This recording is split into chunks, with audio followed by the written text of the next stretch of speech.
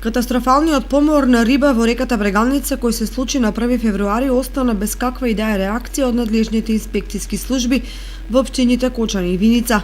3 дена подоцна нема никаква официјална информација за евентуалниот загадувач на реката кој испуштил отровни материи, ниту проценка за предизвиканата штета врз рибниот фонд. Тоа значи дека се уште никој не поднела одговорност и против никого не е покрената соодветна законска постапка.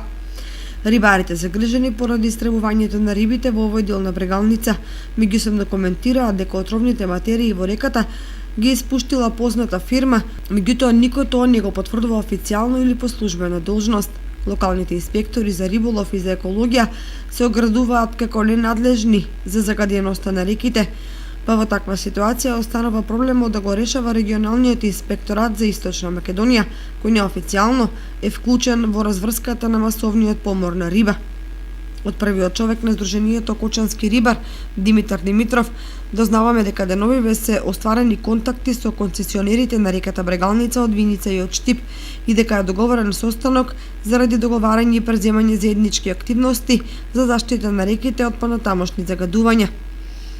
Во меѓувреме, примероци од затруени риби се испратени во Скопје за да се испита супстанца која го предизвикала поморот, пошто со сигурност ќе се знае кој е предизвикувачот.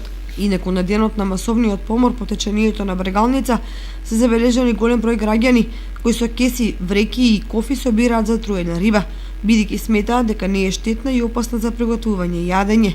Се претпоставува дека во фрижидерите се складирани десетици килограми клен, бојник и друг вид риба и дека од истата ќе се гостат семејства на собирачите или по извесен период ќе биде продадена на некои понеугледни угостителски дуќани.